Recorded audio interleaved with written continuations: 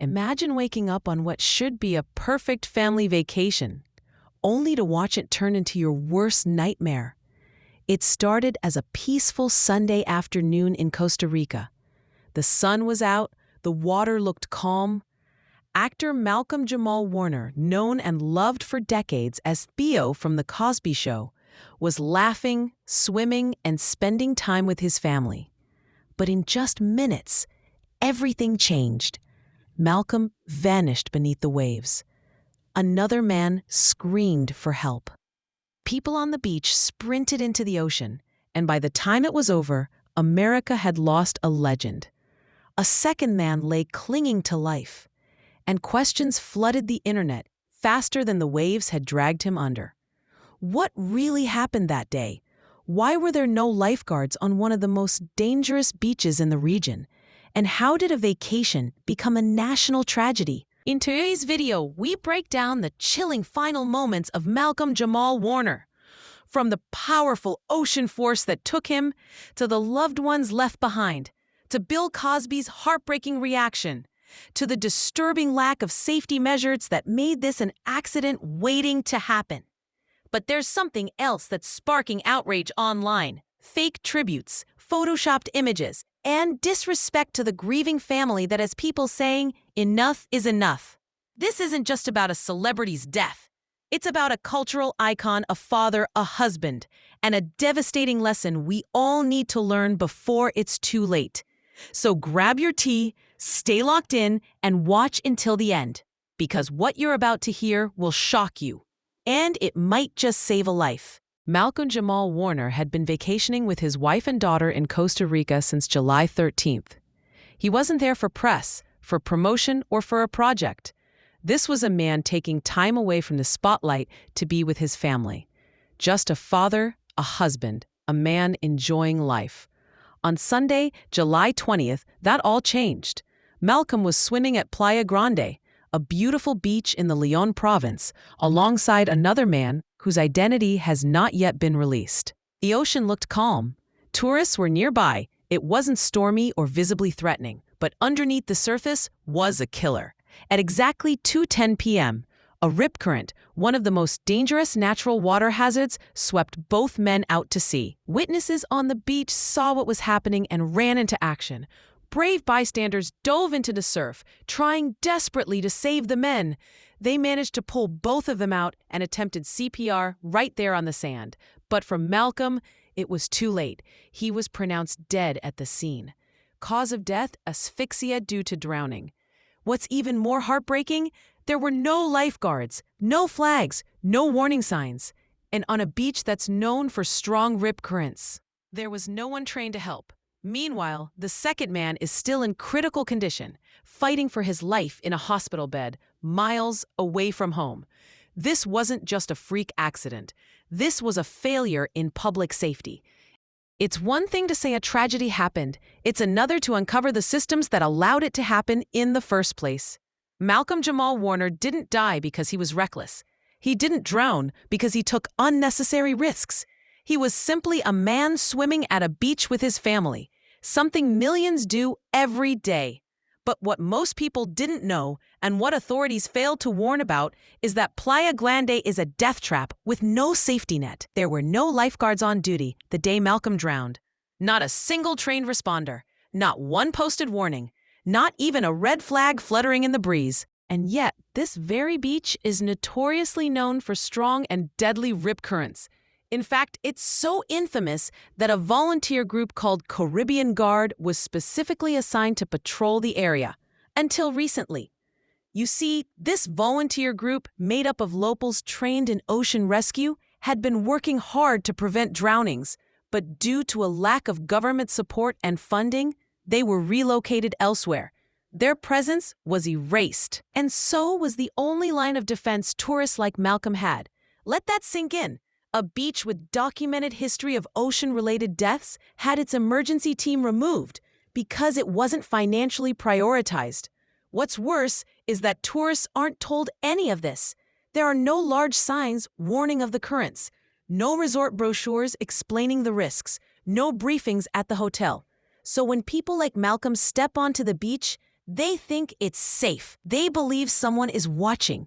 But in reality, they're swimming with ghosts. As news of Malcolm-Jamal Warner's passing spread, social media lit up with tributes. Fans posted old clips of The Cosby Show, shared their favorite quotes, and wrote heartfelt messages about how much Theo meant to them growing up.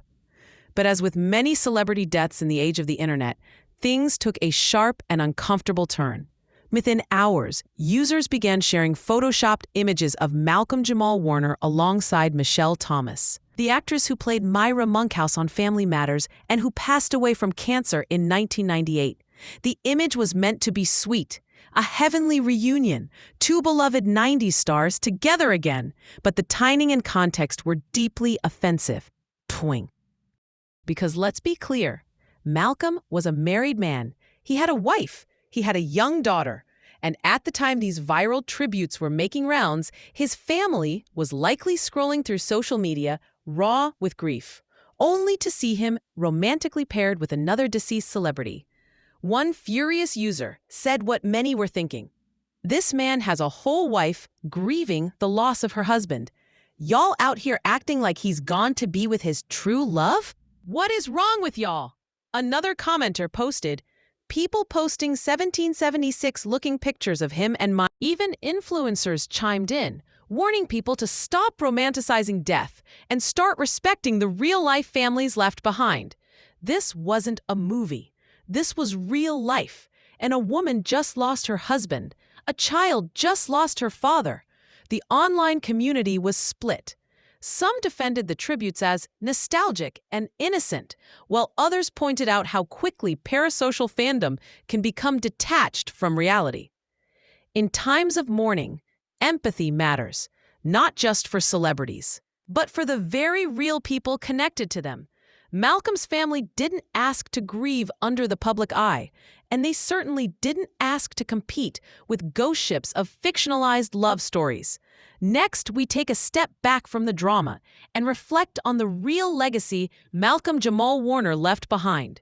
A career built on creativity, resilience, and Black excellence. For many, Malcolm-Jamal Warner will always be Theo Huxtable, the stylish, sometimes goofy, big-hearted son on The Cosby Show. But to reduce him to just that role is to overlook the extraordinary range and depth of a man who never stopped evolving. Malcolm wasn't just an actor. He was a poet, a Grammy-winning musician, a director, and a cultural force who quietly built an empire of creativity behind the scenes. After The Cosby Show, while many child stars faded into obscurity, Malcolm reinvented himself. He took on complex roles in major dramas like Suits, American Crime Story, The Resident, and 911. His performances were subtle, sharp, and emotional, showcasing a maturity that only deepened with time. But his artistry didn't stop at the camera. Malcolm had a deep love for spoken-word poetry. He performed his own pieces across the country, often blending them with live jazz music, creating soulful performances that explored topics like identity, race, fatherhood, and manhood. His album, The Miles Long Mixtape, even won a Grammy Award for Best Traditional R&B Performance, proving his talent extended far beyond sitcom scripts. He also hosted podcasts and public discussions, lending his voice to important conversations about Black mental health, community building, and generational trauma.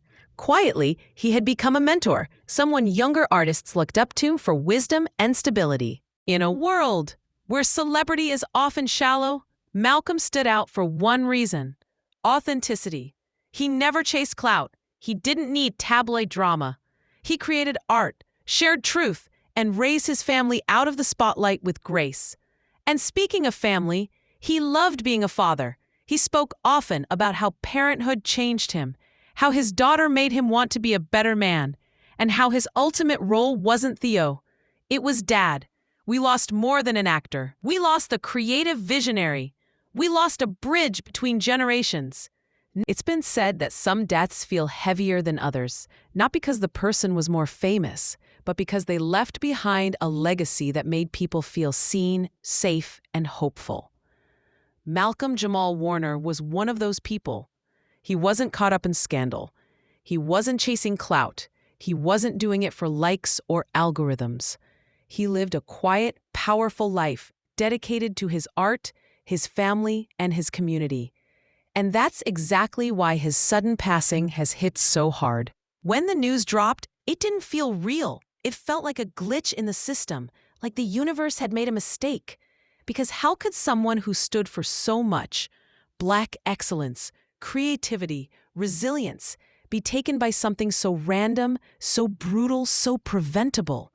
His wife is now a widow. His daughter, just a little girl, is now growing up without her father. And his fans, they're grieving not just the man, but everything he represented. This wasn't just a loss for television. It was a loss for culture, for legacy, for the image of Black fathers, sons, brothers, and creatives who work tirelessly to build something real in a world that often sees them as disposable. Malcolm's death has sparked conversations about beach safety, about travel awareness, about mental health and grief. But more than anything, it sparked a wave of remembrance, not the glossy kind reserved for award shows, but the raw, heartfelt kind you hear in barbershops, family group chats, and late-night Twitter threads. He was one of the good ones. He made me believe we could be more. He'll always be Theo, but he was so much more than that. In the end, Malcolm-Jamal Warner's life was a blueprint for how to evolve, how to lead quietly, and how to leave a mark that ripples across generations. May his soul rest in peace. May his story never be forgotten, and may his death remind us all that even our strongest heroes are mortal. So, to everyone watching, hold your loved ones close, stay safe, and remember, legends don't die. They live on in the stories we tell.